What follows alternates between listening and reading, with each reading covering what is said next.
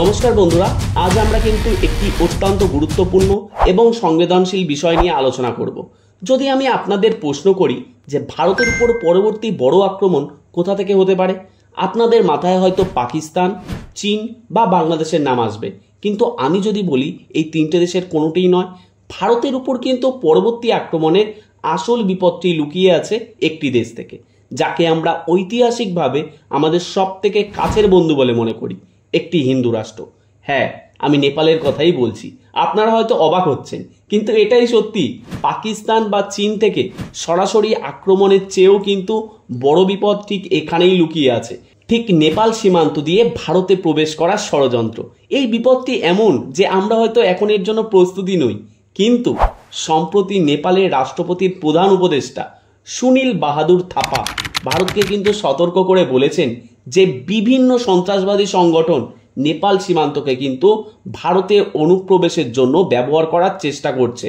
এই কথাটি আমাদের উপেক্ষা করলেও চলবে না, কারণ এর জন্য ভারতকে কিন্তু ভবিষ্যতে অনেক বড় মূল্য চোকাতে হতে পারে। এই ভিডিওতে আমরা এই বিপদের গভীরতা, এর পেছনের কারণ এবং এর থেকে বাঁচার উপায়গুলো নিয়েই বিস্তারিত আলোচনা করব। তো চলো শুরু করা যাক।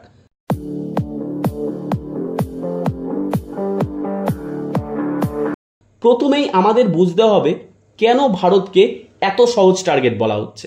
এর কারণ আমাদের সামরিক দুর্বলতা নয়, বরং আমাদের দেশের 90% সাধারণ মানুষ ভূ রাজনৈতিক ষড়যন্ত্রের গভীরতা সম্পর্কে কিন্তু এত মাত্রায় সচেতন নন।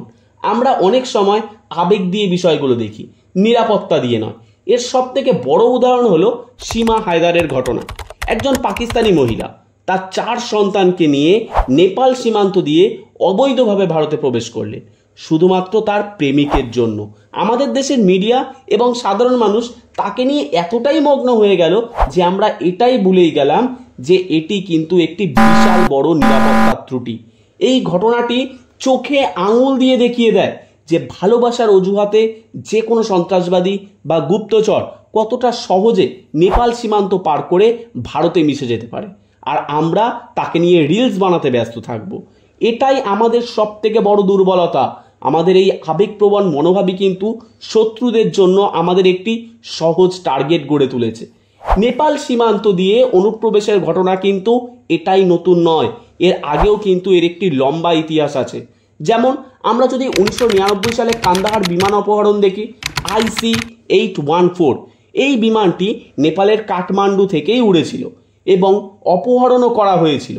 এই সময় কাঠমান্ডু বিমানবন্দরের দুর্বল নিরাপত্তা ব্যবস্থার সুযোগ নিয়েছিল কিন্তু সন্ত্রাসবাদীরা। 2001 সালে যদি দেখি, একজন পাকিস্তানি কূটনীতিককে নেপালে 16 কিলোগ্রাম RDX বিস্ফোরক সহ কিন্তু গ্রেপ্তার করা হয়েছিল। বোঝাই যাচ্ছে সেই বিস্ফোরক কিন্তু ভারতে হামলার জন্যই আনা হয়েছিল। 2013 সালে যদি দেখি, ইন্ডিয়ান মুজাহিদ্দিন সহ প্রতিষ্ঠাতা ইয়াসিন ভাটকাল এবং লস্কর-ই তৈবার বোমা বিশেষজ্ঞ আব্দুল করিম টুন্ডাকে নেপাল সীমান্ত থেকেই কিন্তু গ্রেপ্তার করা হয়েছিল। এমনকি অতি সাম্প্রতিক সময় 2024 সালের এপ্রিল মাসেও উত্তরপ্রদেশের পুলিশ নেপাল সীমান্ত থেকে কিন্তু ভারতে প্রবেশ করা 2 পাকিস্তানি সন্ত্রাসবাদীকে গ্রেপ্তার করেছে। এই সমস্ত ঘটনা কিন্তু প্রমাণ করে যে লস্কর-ই তৈবা, জৈশ-ই-মোহাম্মদ, ইন্ডিয়ান মুজাহিদ্দিনের মতো সংগঠনগুলি কিন্তু বহু বছর ধরেই নেপালকে একটি ট্রানজিট পয়েন্ট বা লুকিয়ে থাকা নিরাপদ আশ্রয় হিসাবে ব্যবহার করে আসছে। ভারত ও নেপালের মধ্যে সম্পর্ক ঐতিহাসিকভাবেই কিন্তু রোটি বেটিকা রিস্তা, অর্থাৎ বন্ধুত্ব ও আত্মীয়তার। 1950 সালের শান্তি ও বন্ধুত্ব চুক্তি বা Indo Nepal treaty of piece and friendship, এই অনুযায়ী কিন্তু 2 দেশের নাগরিকেরা ভিসা ছাড়াই একে অপরের দেশে অবাধে যাতায়াত করতে পারে, বসবাস করতে এবং কাজও করতে পারে। এই খোলা সীমান্তই কিন্তু 2 দেশের সম্পর্ককে অনেক গুণ মজবুত করেছে। কিন্তু এই বন্ধুত্বের সুযোগ নিচ্ছে কিন্তু তৃতীয় একটি দেশ, পাকিস্তান এবং এখন চীনও। পাকিস্তানের গোয়েন্দা সংস্থা ISI বহু বছর ধরেই নেপালের মাটিকে কিন্তু ভারত বিরোধী কার্যকলাপের জন্য ব্যবহার করে আসছে। যেহেতু ভারত পাকিস্তান সীমান্ত অত্যন্ত সুরক্ষিত, তাই ISI নেপালের খোলা সীমান্তকে কিন্তু ব্যবহার করে সন্ত্রাসবাদী, জাল নোট এবং মাদক কিন্তু ভারতে পাঠাচ্ছে। কিন্তু এখন পরিস্থিতি আরো জটিল হয়ে উঠেছে, কারণ এই খেলায় চীনের প্রবেশ ঘটেছে।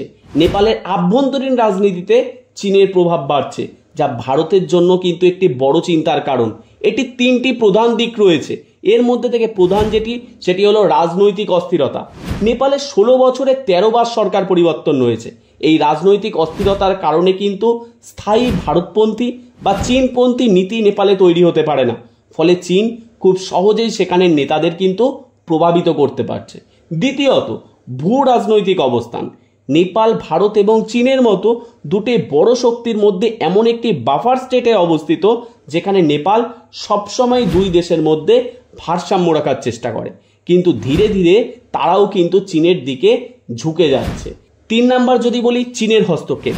চীন belt and road corridor initiative বা BRI এর মাধ্যমে কিন্তু নেপালে প্রচুর পরিমাণে রাস্তা, বিমানবন্দর এবং অন্যান্য পরিকাঠামো তৈরি করার নামে বিশাল অঙ্কের ঋণ দিচ্ছে। শ্রীলঙ্কার মতো নেপালও কিন্তু চীনের ঋণের ফাঁদে পড়তে চলেছে। পোখরা বিমানবন্দর এর একটি বড় উদাহরণ, যা চীনের ঋণেই তৈরি হয়েছে এবং এখন দুর্নীতির অভিযোগে কিন্তু তা জর্জরিত। নেপালের কমিউনিস্ট পার্টিগুলোও কিন্তু চীনের উপর সরাসরি প্রভাব রয়েছে এবং তারা ভারত বিদ্বেষ ছড়াতে কিন্তু নেপালে অনেক গুণ সাহায্য করছে। তাহলে আসল বিপদটা কি? আসল বিপদ যদি দেখি, সব থেকে বড় বিপদ পাকিস্তান থেকে সন্ত্রাসবাদীরা সরাসরি কিন্তু ভারতে প্রবেশ করতে পারছে না, তাই তারা নেপালকে একটি নতুন এবং সহজ রাস্তা হিসাবে ব্যবহার করছে। নেপালের তরাই অঞ্চলে ISI এর মদতে কিন্তু অনেক মাদ্রাসা তৈরি হয়েছে, যা উগ্রপন্থা ছড়ানোর কেন্দ্রে পরিণত হয়েছে। এরপর যদি দেখি, চীন নেপালকে ব্যবহার করে ভারতের উপর কিন্তু চাপ সৃষ্টি করতে চাইছে। যদি নেপালের সরকার সম্পূর্ণরূপে চীনের নিয়ন্ত্রণে চলে যায়, তাহলে চীন ভারতের ঠিক দোরগোড়ায় অর্থাৎ চিকেন নেকের কিন্তু খুব কাছে পৌঁছে যাবে। এটি ভারতের উত্তর পূর্ব রাজ্যগুলোর সাথে কিন্তু যোগাযোগের একমাত্র পথ, যা ভারতের নিরাপত্তার জন্য অত্যন্ত বিপজ্জনক হয়ে যাবে। চীন ও পাকিস্তান নেপালের মিডিয়া এবং রাজনৈতিক দলগুলো ব্যবহার করে সাধারণ নেপালিদের মধ্যে কিন্তু ভারত বিদ্বেষী মনোভাব তৈরির চেষ্টা করছে, যাতে দুই দেশের বন্ধুত্বপূর্ণ সম্পর্ক নষ্ট হয়ে যায়। এই সমস্ত কিছুই মিলেমিশে একটি ভয়ঙ্কর পরিস্থিতি তৈরি করেছে, যা আমরা আর উপেক্ষা করতে পারছি না। তো এত কিছুর পরে আমাদের জানতে হবে এর থেকে সমাধান কি, ভারতের এই মুহূর্তে কি করা উচিত। এই সমস্যার সমাধান দেখো রাতারাতি তো সম্ভব নয়, তবে ভারতকে কিছু কঠোর এবং কৌশলগত পদক্ষেপ নিতেই হবে। তো চলো আমরা এখন 5টা সমাধানের কথা তোমাদের সাথে আলোচনা করে নিই। প্রথম যে সমাধানের চেষ্টা হবে সেটা হলো সীমান্ত নিয়ন্ত্রণ। খোলা সীমান্ত পুরোপুরি দেখো কিন্তু এই মুহূর্তে বন্ধ করা সম্ভব নয়, তবে প্রযুক্তির মাধ্যমে এখন যেখানে এত টেকনোলজির উন্নতি ঘটছে, সেখানে প্রযুক্তির মাধ্যমে কিন্তু নজরদারি বাড়াতে হবে। যেমন night vision drone, motion sensor, thermal camera মাধ্যমে কিন্তু ইলেকট্রনিক বেড়া তৈরি করা যেতে পারে। সীমান্তে আরও বেশি চেকপোস্ট তৈরি করে নিয়মিতভাবে আকস্মিক চেকিং চালানো হতে পারে। এছাড়াও 2 নাম্বার যদি দেখি যেটা করা যেতে পারে, যৌথ নিরাপত্তা মহড়া। অর্থাৎ আমরা আমাদের প্রতিবেশী পরিবর্তন করতে পারি না, তবে তাদের সাথে মিলেমিশে আমাদের কিন্তু থাকতে হবে, সেই চেষ্টাটা করতে হবে।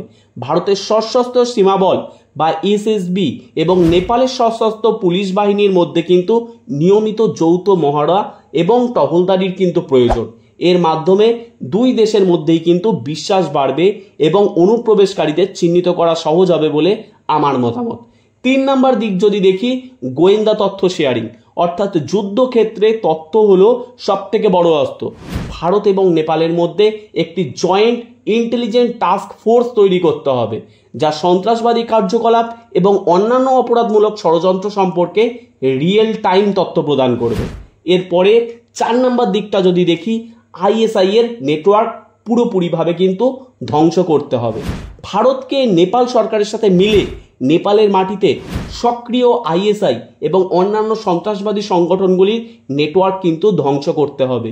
এর জন্য নেপালকে প্রযুক্তিগত এবং আর্থিক সহায়তাও দরকার হলে ভারত সরকারকে করতে হবে। এছাড়াও আত্মনির্ভর নেপাল বানাতে হবে। ঠিক যেভাবে আমরাও আত্মনির্ভর ভারতের দিকে এগিয়ে যাচ্ছি, ঠিক সেভাবেই আত্মনির্ভর নেপালের পথও কিন্তু আমাদের প্রশস্ত করতে হবে। নেপালকে চীনের ফাঁদ থেকে বাঁচাতে হলে ভারতকে একটি বিকল্প প্রস্তাব দিতে হবে। ভারতের উচিত নেপালের জলবিদ্যুৎ, পর্যটন এবং অন্যান্য ক্ষেত্রে আরও বেশি বিনিয়োগ করা, যাতে নেপালের অর্থনীতি শক্তিশালী হয় এবং তারা চীনের উপর নির্ভরশীলতা থেকে বেরিয়ে আসতে পারে এবং অর্থনৈতিকভাবে স্থিতিশীল এবং শক্তিশালী নেপাল কিন্তু ভারতের নিরাপত্তার জন্যই ভালো। বন্ধুরা, পরিশেষে এটাই বলার যে নেপালের সাধারণ মানুষ আজও ভারতকে নেপালের বন্ধু বলে মনে করে। বিপদটা তাদের থেকে নয়, বিপদটা কিন্তু সেই শত্রুগুলোর থেকে যারা নেপালের দুর্বলতার সুযোগ নিয়ে ভারতকে অস্থিতিশীল করতে চায়। আজকের যুদ্ধ শুধু বন্দুক ও ট্যাঙ্কের যুদ্ধ নয়, এটা তথ্যের যুদ্ধ, প্রচারের যুদ্ধ, অর্থনৈতিক প্রভাবের যুদ্ধ। সোশ্যাল মিডিয়াতে ভারত বিরোধী হাজার হাজার ভুয়ো খবর এই মুহূর্তে ছড়ানো হচ্ছে। আমাদের সাধারণ মানুষকে এই বিষয়ে সচেতন থাকতে হবে। যে কোনো খবর কিন্তু বিশ্বাস করার আগে তার সত্যতা কিন্তু আমাদের যাচাই করতে হবে। ভারতকে তার নেইবারহুড ফার্স্ট নীতিকে আরও বেশি করে শক্তিশালী করতে হবে এবং নেপালের সাথে সম্পর্ককে নতুন করে সাজাতে হবে, কারণ আমাদের প্রতিবেশীরাই শান্তিতে থাকলেই কিন্তু আমরা সুরক্ষিত থাকতে পারবো। এই গুরুত্বপূর্ণ বার্তাটি সবার কাছে পৌঁছে দেওয়ার জন্য এই ভিডিওটি তোমরা অনেক বেশি করে শেয়ার করো।